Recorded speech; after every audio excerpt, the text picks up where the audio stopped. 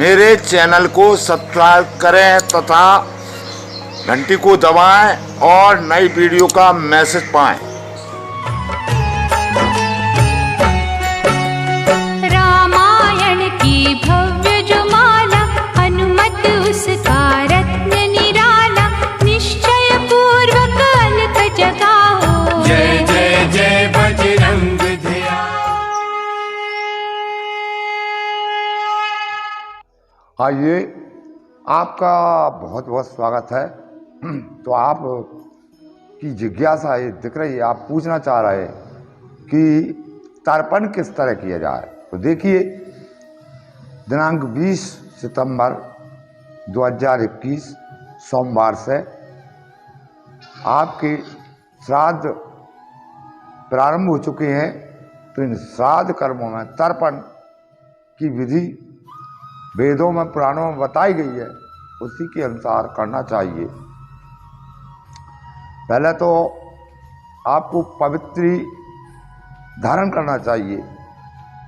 पवित्री धारण करने में एक कुशा से जो बनाई जाती है अथवा सोने की अंगूठी पवित्री के काम में भी आ सकती है।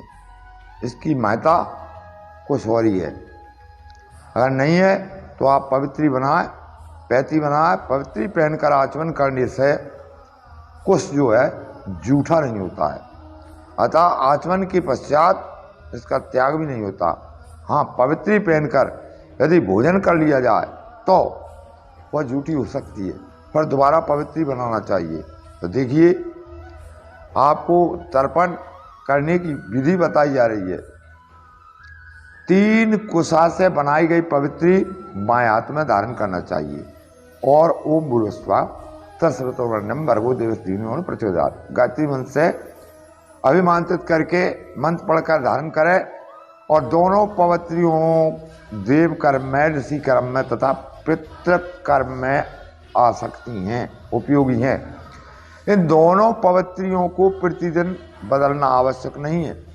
प्रतिदिन भी पवित्री पहना, स्नान संध्या आदि करने के बाद इन्हें पवित्री स्थान में रख दे तो दूसरे काम में भी आ सकती हैं। इस तरह से आप अपने अनामिका उंगली में पवित्री धारण करें और जो कुशा अमावस्या को पढ़ाई जाती है वह कुशा 1 महीना भर चलती है, और जो कुशाग्रहणी अमावस्या भादो माह की महीना में आती है, वो कुशा पटाई गई 1 वर्ष भर चलती है।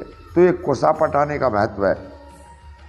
कुशा भी आप देख लें जिसका अग्रभाग कटा फटा ना हो, सही कुशा हो। उसके लिए जो किसी ऐसी जगह से भी ना पटाई जाए जहाँ गंदगी हो, साफ सुंदर बगीचा उद्यान में से कुशा पटाएं।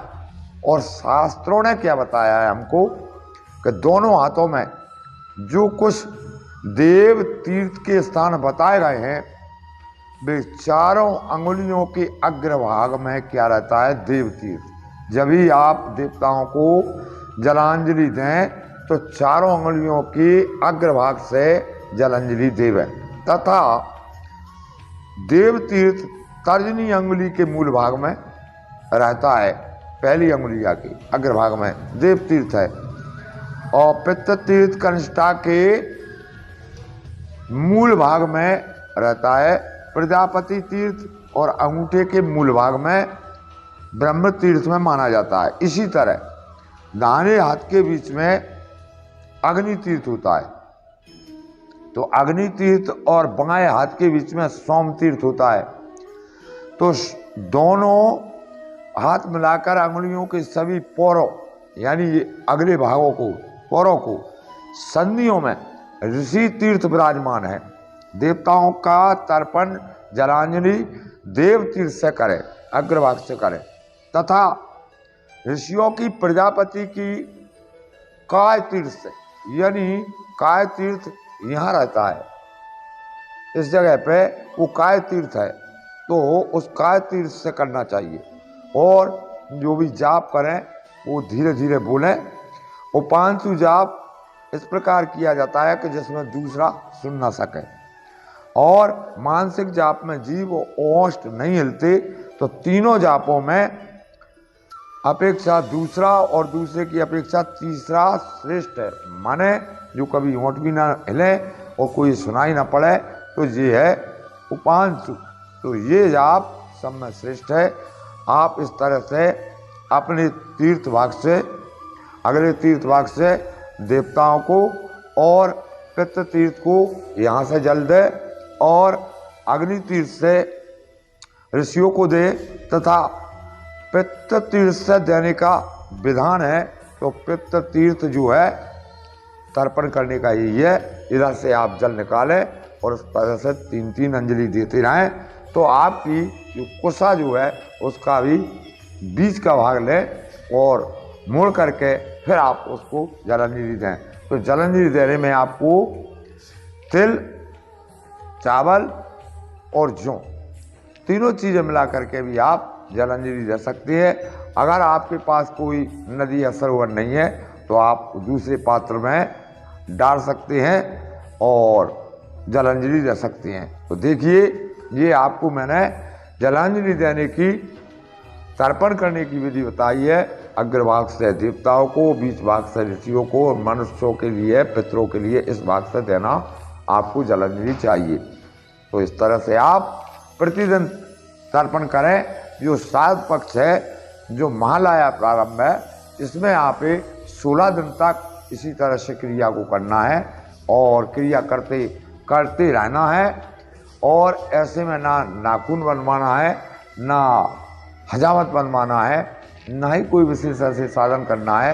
ये भी तपस्या है। जिन हमारे पूर्वजों ने हमारे लिए सब कुछ दिया, हमको जन्म दिया तथा हमको संस्कार दिए, तो ये उनको सम्मान देने का दिन है।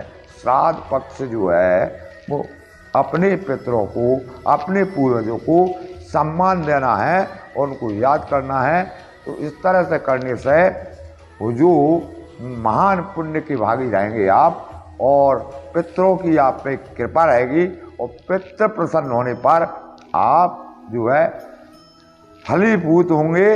आपकी व्यवस्था अच्छी रहेगी, संतान अच्छी रहेगी, संस्कार मिलेंगे। इसलिए इस मास में आपको इन दिनों में श्राद्ध पक्ष में पितृ तर्पण अवश्य करना चाहिए।